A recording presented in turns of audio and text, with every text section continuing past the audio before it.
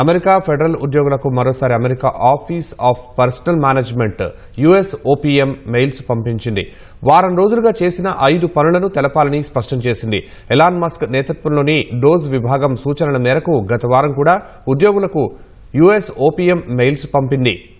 ప్రతిస్పందించకుంటే ఉద్యోగాలు తొలగిస్తామని అప్పుడు Musk, Trump హెచ్చరించారు. అయినప్పటికీ అమెరికా న్యాయశాఖ, FBI, ఇంటెలిజెన్స్ విభాగం వంటి ఫెడరల్ ఏజెన్సీలు మెయిల్స్కు స్పందించొద్దని ఉద్యోగులకు తెలిపాయి. డిస్ట్రిక్ట్ కోర్టు కూడా USOPMకు ఫెడరల్ ఉద్యోగులను తొలగించే అధికారం లేదని స్పష్టం చేసింది. ఫలితంగా ఆ ప్రయత్నం విఫలమైంది. ఈ క్రమంలో మళ్లీ అన్ని విభాగాల ఫెడరల్ ఉద్యోగులకు USOPM మెయిల్ పంపింది. ఈసారి ఉద్యోగులను తొలగిస్తామనడం లేదా ప్రతిస్పందనకు గడువు పెట్టడం వంటివి చేయలేదు. అయితే మస్క్ మాత్రం రెండో మెయిల్కు తప్పనిసరిగా కార్యనిర్వాహక శాఖలకు సూచించారు. ఎవరైనా రహస్య సమాచారంపై పనిచేస్తే చేసిన పని గురించి కాకుండా క్లాసిఫైడ్ అని అయినా రిప్లై ఇవ్వాలని స్పష్టం చేశారు.